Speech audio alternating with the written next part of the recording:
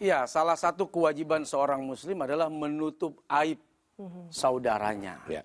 Siapa orang yang menutup aib saudaranya di dunia, nanti Allah tutup aib dia di dunia dan di akhirat. Ya. Jadi kalau kita merasa bahwa kita ini manusia, pasti punya aib. Ya. Pasti punya kekurangan. Dan kita tidak mau kekurangan kita orang lain tahu. Maka tutup kekurangan orang lain. Yang menyebabkan dia juga tidak mau kalau diketahui. Agar Allah tutupi aib kita di dunia sampai akhirat. Iya, harus saling menutupi aib. Betul, aib harus ditutup. Kejahatan yang dibongkar.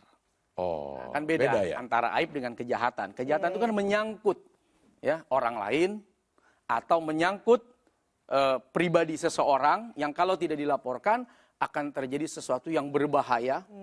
Tapi kalau aib biasa sifatnya apa ya, keburukan yang kadang-kadang ya misal maaf, ada orang yang wah gue lihat dia kayaknya habis main ke mana gitu. Ke mana? Iya. Ya. Tapi diam-diam aja deh, jangan dikasih tahu. Benar belum tentu, akhirnya jadi ribut nih sama keluarga. Takut fitnah juga Nah, ya. malah jadi fitnah. Itu aib buat dia. Dia udah berusaha bersembunyi. Hargai usaha sembunyinya. Serius? Masa iya? Loh, benar. Bahkan urusan dalam kitab I'anatul Thalibin saja, kalau ada orang nih, maaf, melakukan perzinahan, jangan ngomong. Kalau ditanya, jangan cerita. Padahal kita tahu. Padahal kita tahu. Ditanya aja, nggak usah ngomong. Apalagi Apalagi yang bukan melakukan. Kok menceritakan? Nah itu aib. Ya, ya, ya. Nah, Tapi kalau kita ceritain kekurangan istri ke orang lain, Ya. atau kekurangan pasangan lah. Cuma dalam rangka tuh kita pengen cari solusi gitu, Ustaz. Kalau nggak diceritain ini nggak jelas duduk perkaranya gitu, Ustaz. Tapi itu kalau aib istri juga ya. iya, diceritain. tapi kalau kita ceritain ini memang aib. Tapi kalau nggak diceritain duduk perkara tidak akan jelas. Nah itu gimana sih? nah, yang pertama tentu tujuan orang menceritakan supaya ada jalan keluar. Ya, Kalau misalnya tanpa menyebut nama bisa dilakukan, tidak perlu menyebut nama. Yang penting jalan keluarnya ada. Yang penting solusinya dapat. ya. Misal, gue tuh punya temen. Nah, Teman sepermainan. temen Teman kan sepermainan. baik sekali. Iya. Temen gue tuh bininya. Nah, kan Bini lo kali. kok lu tahu? Nih gimana nih solusinya? Gimana caranya? Kasihan nih temen gue nih. Iya. Udah pengen banget dapat jawaban.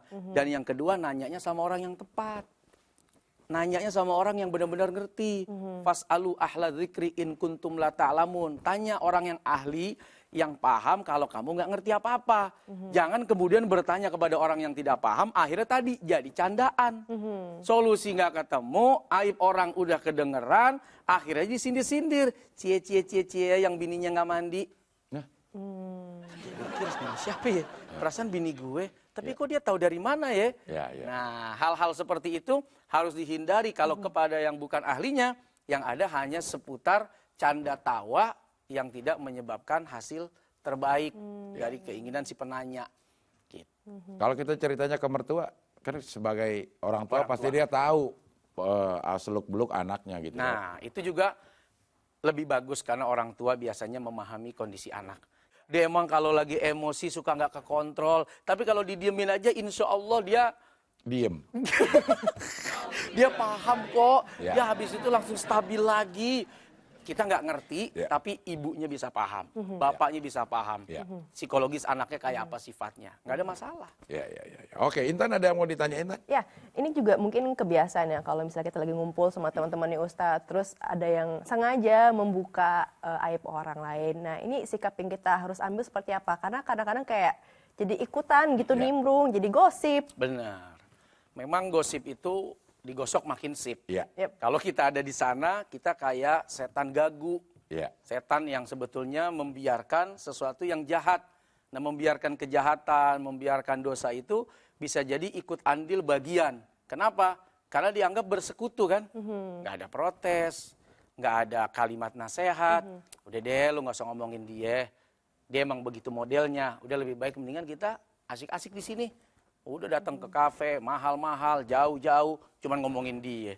Kita ngomongin dia belum tentu ingat sama kita. Masa kita bayar minuman, bayar makanan mahal begini, cuman buat nginget-nginget dia doang. Capek, Udahlah ngomongin yang lain aja. Ayo kocok. Arisan. Arisannya Oke, dikocok. iya. Udah siapa yang menang? Nah, udah sip. Seneng deh dapat. Seneng kan dapat. Lupa. Ngomongin yang lain juga bukan orang lain ya. Bukan orang lain, bukan pindah tema ke orang lain. Tapi pindah tema untuk Topiknya melupakan topik ngomongin orang tadi.